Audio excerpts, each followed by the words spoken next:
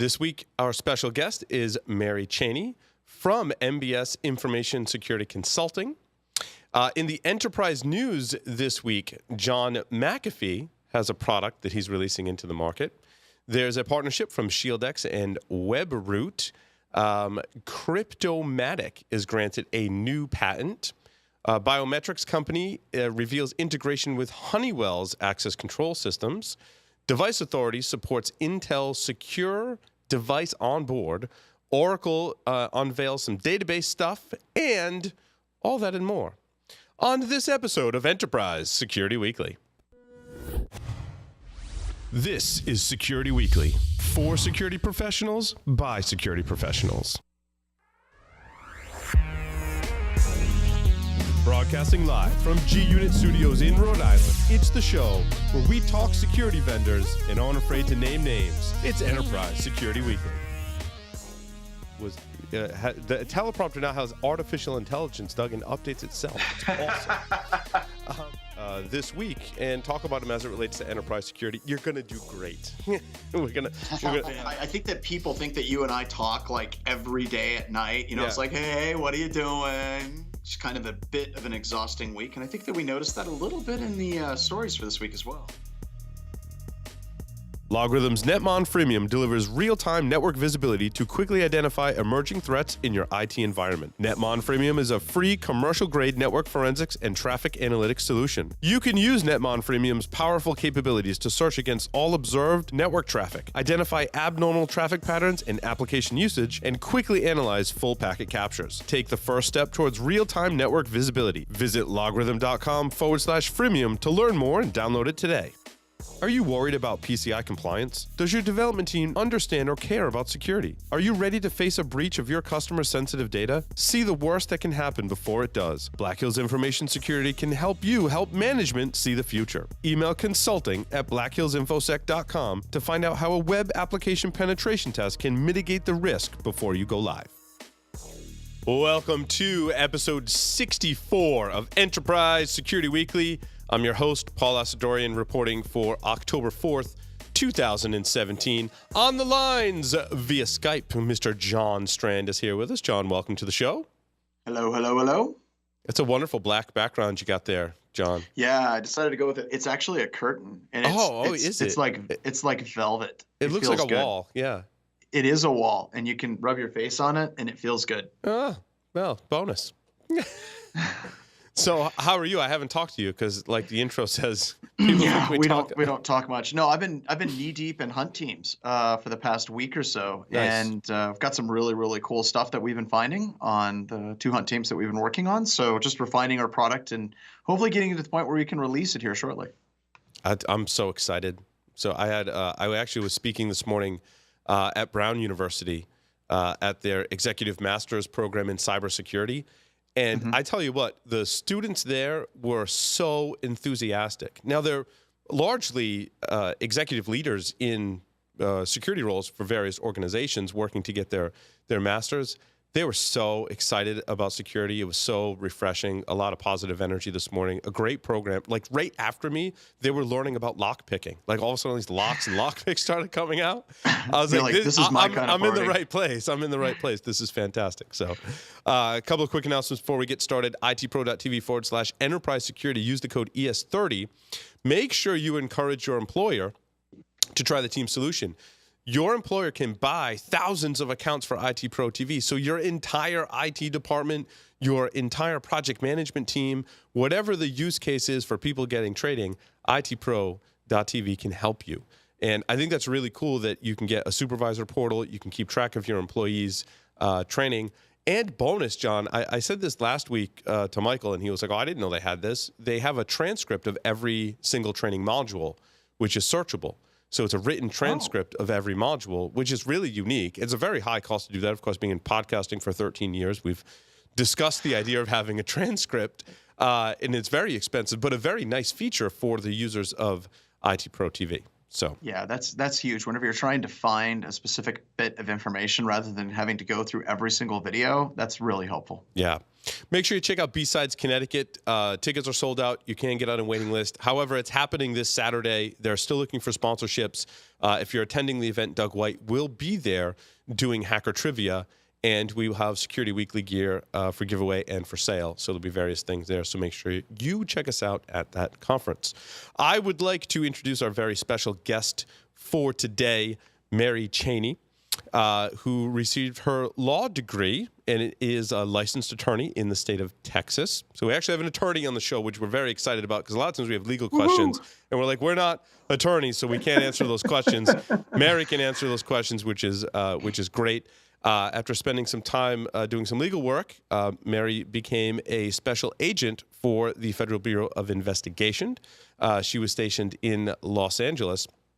After that, she's held roles leading incident response teams as a senior level information security officer with Comcast, Johnson & Johnson, and GE Capital.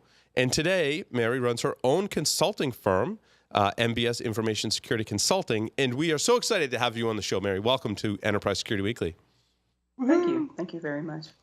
So, Mary, we were talking, and given your background in being an attorney and working in law enforcement and working in the corporate environment as well, it's a very unique perspective that I think you have when John and I mostly talk about hacking back, and other friends in the community talk about hacking back.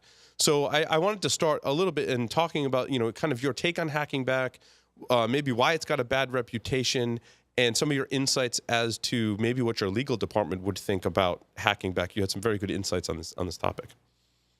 Yeah, I think in corporate, and what I've seen in corporate, legal's not really excited about the possibility of hacking back. I think I've seen it more so in academia or on the law enforcement side. Corporate legal teams are risk averse, notoriously risk averse. So hacking back is not that option. Although I've had teams, or I've been a part of teams that could do it, I just couldn't necessarily get the approval. I mean, my personal thoughts on it, it all depends. It's what are you going to do when you find out? It's the same thing in law enforcement, right? So you track down the individual or the group of people that's doing this, and it all depends on whether or not the law enforcement agency has an agreement with the company to extradite. I mean, a lot of times these unless they're unlucky and they're in the U.S., it's going to be very difficult to get them prosecuted. So it becomes an exercise, but what are you really trying to get accomplished for that? John, I know you still track this issue very, very closely. Do you have questions for Mary or points you'd like to make on hacking back? You and I haven't really talked about it in some time. Quite a while. Yeah, we haven't talked about it in quite a while. First, Mary, do you happen to know James King out in the FBI office in LA? Or did you guys not work together? Probably not. I was in the FBI from 2002 into 2008. Okay, yeah, he was in the FBI office after that. Okay, cool. So I agree with you completely. A lot of organizations have a very low appetite for actually doing any of the quote unquote hackback capabilities. But one of the things that we've been working on for the past few years is breaking this entire monolithic concept of hacking back into separate digestible concepts. For example, we can work with attribution, we can work with annoyance, and of course we can actually go to full-on attack, of course, with a full warrant in place. And one of the things I think that organizations do that I think is helpful, that I think that's kind of in the realm of this offensive, like security, offensive countermeasures concept frame, is putting in documents that beacon back. So if you have an insider that you believe is taking documents, let's just use a classified facility. If you have a SAP program or a classified facility and you think someone's taking documents home, having those having those documents beacon back would be very useful to try to find that insider threat. It's kind of under that broad umbrella of offensive countermeasures, but it doesn't necessarily jump straight to quote unquote hacking back if it's just signaling data that this is where this particular document actually is. So I'd love to get your take on that instead of just the broad umbrella of hacking back, breaking it down into easier to digest concepts. Well, I think based on the example that you gave, internal threat is completely different. I mean, what a company does inside its own walls to monitor and safeguard its information is it will pass legal muster quicker because all employees sign those non-disclosures. All employees know, even though they click through the warning that everyone gives, meaning your activities are being monitored. So when the specific example you gave, I don't consider that to be hacking back, right? And so that's protecting the company's sensitive data, which is something that the company is allowed to do. So if we move this then, and I'm going to kind of do gradients of scale on this, and we're going to raise it kind of like a frog in a frying pan. So now we do it to the point where we think that a workstation is compromised. We put one of these documents that just beacons back on that workstation, and we say it's like passwords.doc or something that a bad guy is really, really, really going to want to open, right? And the bad guy takes that, and then it beacons back. It says, here's the bad guy's IP address. Have we crossed any lines at this point, or do you think that we're still on the point where we're protecting our assets and our data and tracking where our intellectual property is?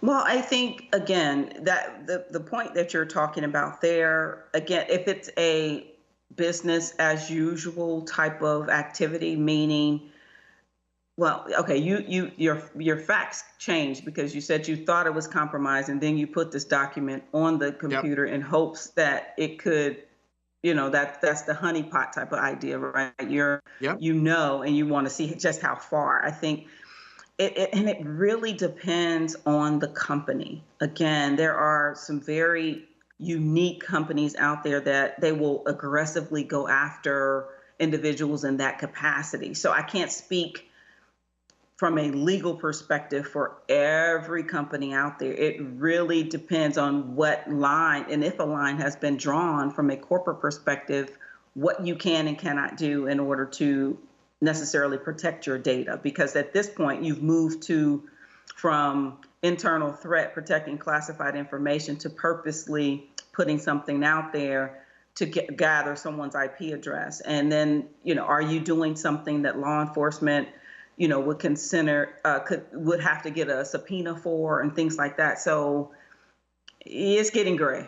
It's getting gray. So Mary, is there a different? It kind of sounded like there was a line where if it's in your standard operating procedures that there is this document that always exists and it's well documented, you've worked with your legal department, that you're in much better shape than, hey, an incident happened, so we're going to go ahead and take this action that we've never taken before. Like, there's a huge difference there, and what are some of the differences?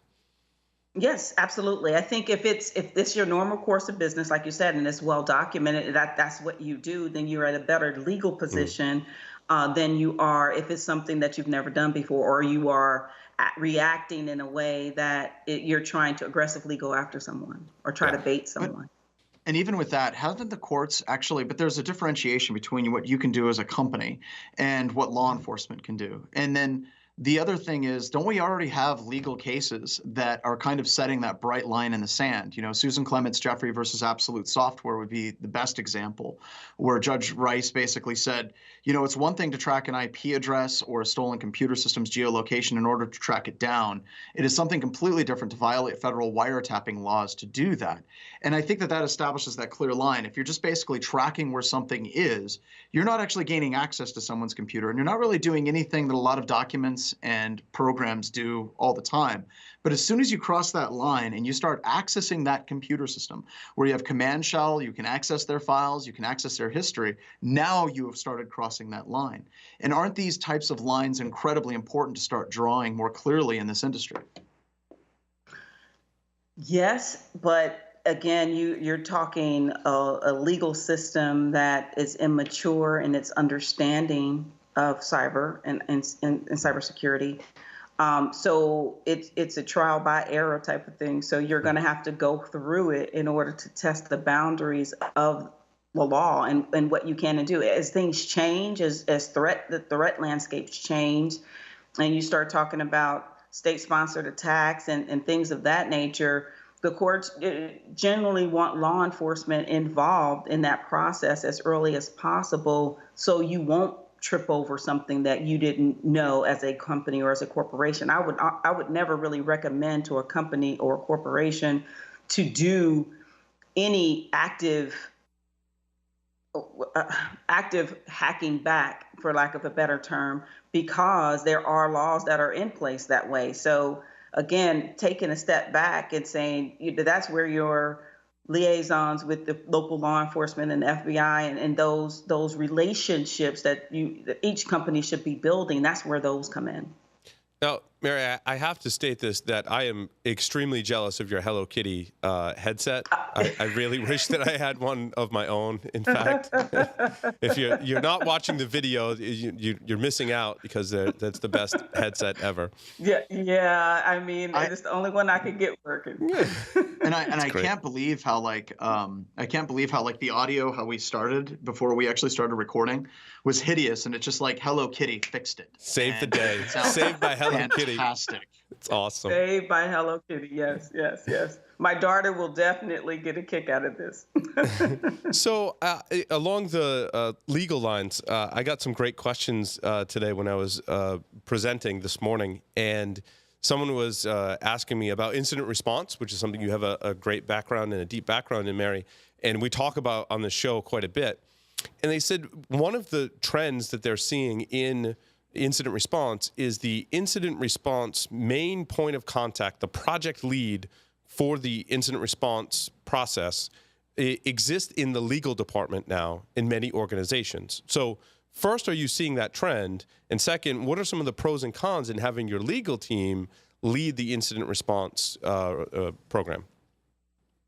I haven't seen it. I think, I've been a director of incident response for GE Capital, and I ran the Security Operations Center for Johnson & Johnson. It was my responsibility to run the actual investigation and bring in those partners depending upon the level of incident. So, you could have a privacy breach, right? So you have to have, a lot of corporations have privacy attorneys. You have to have an escalation tree, so to speak, because a truly cyber-related incident, there's no data exfil or anything like that. I don't really know how much an attorney could assist with that, especially given unless they're me. You're so awesome. It's true. I'm not just saying that. You have a very unique background. Unless that lawyer is me, or someone like me that has a full-fledged IT operations related background, it's going to be difficult for them to track and understand the nuances of how to conduct an investigation. So how do people involve their legal department? Because, having consulted with some organizations on this particular topic, either people are like, oh, yeah, we meant to include legal, or some people are more engaged with their legal department. So what advice do you have for people to keep their legal department? And as you pointed out, too, it depends which sub-department of your legal department you're involving based on the incident. Right. Your legal team is a very important partner, just like your IT team is an important partner, just like your governance and we're good partners. It's up for the head of the operations, whether it be incident response or security ops, to develop those relationships. And you need close relationships because, I've had it to where as soon as I saw something that was data related, I immediately contacted my legal partner, and it became a situation where I want to inform you of what's going on, because there are incidents that occur that you can't, as a operations lead or a director, make the decision for the sake of the entire company. You need consensus among several different partners. So those I recommend highly, developing those relationships within your corporate environment. Another great question that I got today, too, was she said there's the business component, or the business leaders that need to be involved in an incident. There's the more technical team, the people kind of, in the trenches that represent IT. And then there's the security team. They're leading the security response and security responsibilities. How do those three groups effectively communicate in an incident response program? Again, your incident response strategy should include an escalation or what I would call a point of contact documentation for each individual business leader in the environment. So again, whether it's IT, whether it's legal, whether it's security ops, whether it's, the CTO, the CIO, whomever the partners are. And then if you're in a global environment, you need the legal departments or those same types of people that are from a global perspective, and then regional. So it really is identifying who it is that you're going to contact in the event of an emergency. And you have to have that handy, and it has to be updated at least every 6 months for, changes and things like that, because you have HR that you have to have business partners with, because it could be internal threat. You got to get HR involved. There's so many different facets of people that you need to ensure that you have a point of contact. You don't want that point of contact. You don't want to be looking for that point of contact when you're in the middle of an incident. So I got another question. Go ahead, John. So looking at your background and the legal side of it, the technical side of it, the actual, not just, there's a lot of people that they have a degree or they have a couple of certifications, but they don't really have that applicability of actually doing it in the trenches. And looking at your background and looking in that mix, do you see more people, whether it's in IT getting law degrees or lawyers getting more interested in trying to get an IT background, trying to start to do the same type of mix that you have? Or are you just basically kind of like that magical unicorn looking for another magical unicorn that has this technical ability, the background, the history, and the legal expertise? I mean, I know other attorneys that on the federal side. One of my great friends in the FBI, he was an attorney. He was a former prosecutor. So I've seen lawyers that have technical backgrounds. I have a couple of mentees actually that are lawyers and have an IT background.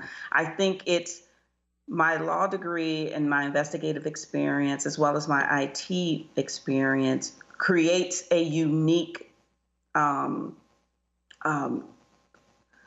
what am I trying to say? A unique mix of talents and skills that you have to want to be or understand a lot of different things. So, your typical lawyer is too busy worried about being loquacious and using big words and, and then your typical IT person is, we do the same thing, just in IT speak, right? You're too busy doing acronyms and talking about tools and firewalls and IDSs and IPSs, and we're speaking different languages.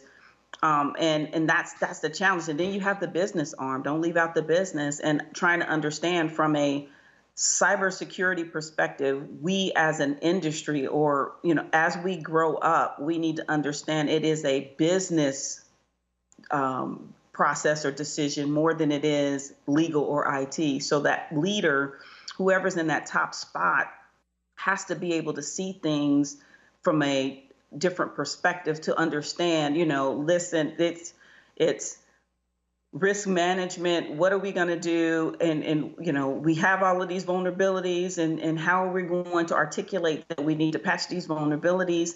And then it's, okay, well, everything can't be an emergency. That's your IT guy, 500,000 vulnerabilities you need to patch. And they say, here's a report, the Qualys report, go patch it. And your IT teams are like, whatever, we're not going to do anything. But it takes another, Are we talking about Equifax? Is that? Oh, here we go now. That sounds like exactly what was described as happening at Equifax when the CEO provided his testimony recently. Well, I mean, in the lack or the miss that we as cybersecurity, information security professionals make is that we throw that 500,000 number at them, as opposed to doing a risk-based approach from a business perspective and saying these are critical systems that we need to make sure are patched. And you can decide as a business that you don't want to patch them, but I'm going to tell you in a dollar amount exactly what it's going to cost us if this happens. So I think we can do better as professionals in this space to understand varying points of view in order to articulate it. So to answer your original question, sure, I think there needs to be some type of convergence, or, lawyers that speak tech and tech that speaks lawyers and business, and that all needs to merge, because that's where we sit as an industry. Well, and I've always said in like my classes whenever we talk about attorneys that a lot of attorneys are hackers. At least the good ones are. If you look at what an attorney does, they can take a document, they can interpret that document, and they can actually sometimes change the way other people are interpreting laws and testimony and things like that. They're basically taking what exists and they're trying to understand it, number one, and then also change the way that other people understand it. And that mindset is consistent across whether you're a good lawyer or whether or not you're a hacker. You have an understanding of a base concept, and then you basically try to bend it to your will.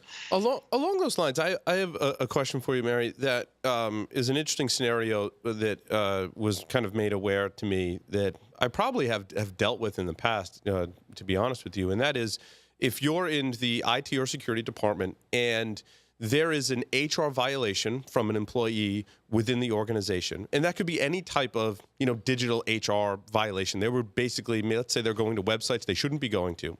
When you start that investigation, the individual says, well, there was malware on my system that did that. Or maybe they don't know that there was malware on the system, but that's one of the things that you have to check. And along the lines of what we're talking about, how do you deal with that situation? I mean, you like to think that there's not malware in your environment, but we all know that there's malware in the environment. And how does that play in with this type of HR violation? And how do you handle that both from a operations and incident response perspective and from a legal perspective? Well, I think, and I will heavily respond on the incident response side because I've seen this particular scenario.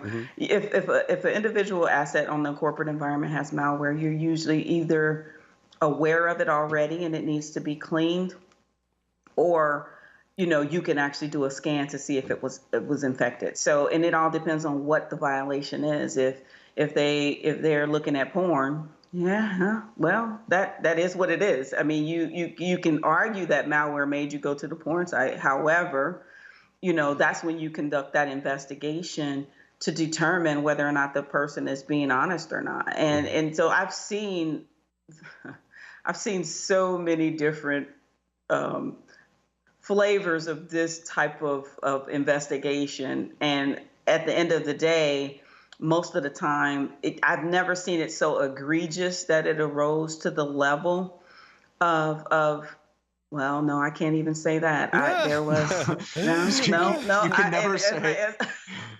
You can never say in this industry, I have never seen, and you're talking about incident response, like, oh no, God, there was that one time. Yeah, that was bad. No, I was gonna say where HR violation resulted in someone being terminated, but as I was making that statement, I need to retract that immediately because I have seen it. But it really comes down to the skills of your investigative team because all of that can come out. So, from a legal perspective, again, the company, when you're inside the company and you're dealing with your own network and your own employees and you're looking internally, you have a lot more leeway to protect yourself than externally. And so really it would come down to forensics investigation is an important part of that process. Absolutely. Yeah. Absolutely. And then the other thing that I wanted to ask you about is, could you tell us a little bit about ICMCP? It looks like a really cool organization.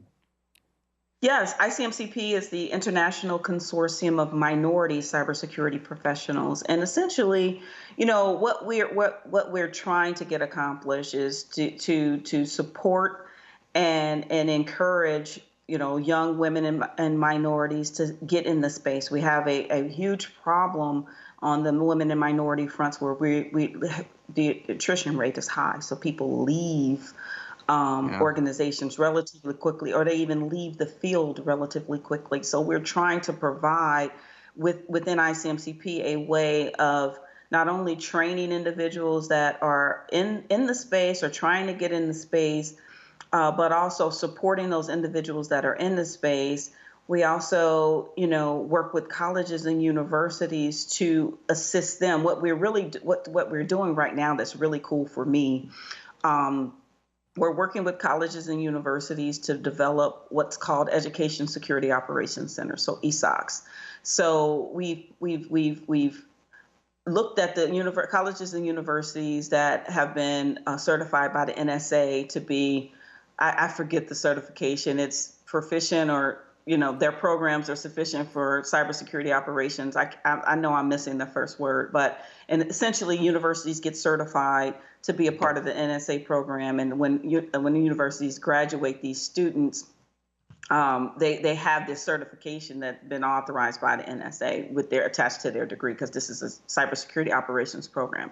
So we're working with those universities to essentially build out ESOCs. So not only are the students getting the academic curriculum, but they're getting hands-on experience. So we'll build out like a security operations center and have them go through a curriculum within the security operations center that aligns with what they were doing in school from a book learning perspective, but they're actually getting hands-on experience. So when they go through this particular program, when they come out, they can meet that L1 analyst type of role very easily. So we're trying to augment and increase the numbers of people that are, within the space, so we can actually close this gap. I think the new study said by 2019, I think is 2 million jobs or something like that in the space that there would be a gap. So we're really just trying to close that gap by, reaching out to the colleges and university space, to get people not only in the space, to stay in the space, to get them, job ready. And then when they get there, we provide training and support and certifications and scholarships and things like that to keep them on that track. And then, that's what our organization is ultimately trying to do. Yeah, I want to underscore the importance of diversity in what we do in security, whether you're on the red team or whether you're on the blue team. And having done, for example, exercises on both red and blue team, having team members that have a diverse background of any kind of background, right? Just diverse experience, diverse where they're from, their gender, whatever it is, a diverse background is so important, because you run into situations and someone with a more diverse background may just have a different way of thinking about it, a different experience, a different culture that they can provide so much value. And I love working with the more diverse team. For me, the better, whether we're trying to attack something as a team or whether we're working together on an incident response, whatever the case may be, a research project, having that diversity, I think, is so important. Yeah. John? Oh, I was just going to say, I didn't even know about this organization before today. And at SANS Institute as an instructor, we have a lot of students that come through and they're saying, well, is there a place where I can go as a woman or an African American or a Native American where I can actually kind of reach out and talk to other people as well? And I think this is a great program for that, because right now it seems, and this sounds a bit weird, but right now, whenever people talk about diversity and how to fix diversity in computer security, it oftentimes seems like a panel of white dudes that are all like, how do we get more minorities and women? And it just seems creepy whenever it's done that way. And I think that we can do better. And I think that knowing more about these organizations gives people a home and a place that they can actually communicate with other people like them. And I think that that's a great approach. Yeah, I spoke at Black Hat, and there was a very diverse panel talking about this particular topic, diversity in cybersecurity, and it was still on one of the tracks. So the audience that we received, we were really preaching to the choir, right? We received a diverse audience, and the folks that we really needed to talk to, we didn't get to really talk to, right? But it was the actual speaking at Black Hat was a really, really great experience for me. It was like, wow, I'm sitting here on a panel at Black Hat. It's amazing. Yeah, that's awesome. But, it becomes having, you're right in that, you have a panel and you should have a diverse panel. And in that particular panel, we had myself, and then we had LBTGA female, we had a white guy, and then we had an African-American male. So it was very diverse, and actually being able to articulate in those varying viewpoints, going back to what you said earlier, having those diverse teams, it's important, and being able to think that way. And then, a lot of times we as minorities and women, we get into a situation in an environment where we feel alone, and we need that support system, and ICMCP is trying to provide that as well. So one final question on this, and then we'll drop it.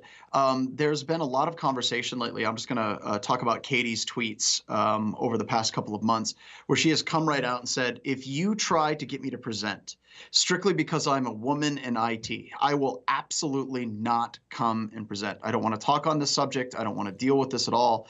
And her fear with it is that her technical expertise and her background and all the brilliant things that she's done at Microsoft and at bug bounty programs that she started up in her own company are now becoming overshadowed with the fact that she's just a woman in IT. And I understand where she's coming from, but I think it's also interesting to get other people's perspectives. With your background and absolutely everything that you have done, how do you balance the idea of you're going to communicate and you're going to speak on legal issues, IT issues, incident response issues, working with the FBI, law enforcement issues, that list goes on and on and on, with the fact that, speaking as a minority, speaking as a woman, and trying to be respected on both sides of that spectrum? What is your view on that?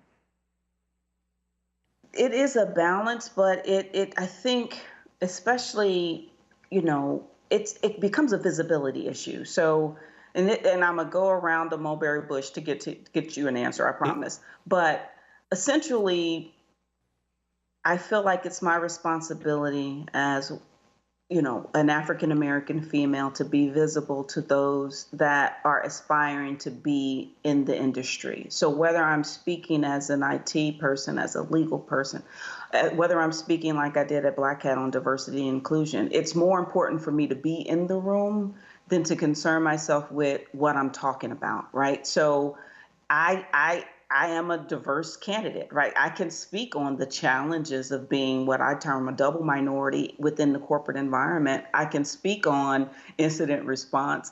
I mean, I can speak on, leadership. I can speak on my journey. And for me, it's important to be everywhere that I can be so I can touch and reach those that are looking for someone. I've been in the situation where I've been the only minority and woman in the room.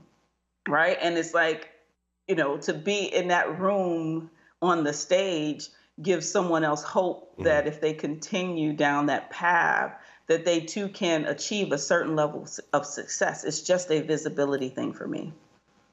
Very cool. Well, Mary, thank you so much for appearing on the show today. Thank you for being a leader in our community. And I hope to have you back on the show someday soon and our paths cross at a conference coming up soon. Sure. I enjoyed it. Thank you guys for having me. I really, really appreciate it. Thanks, Mary. With that, we're going to take a short break, come back and cover the enterprise security news for today. So stay tuned.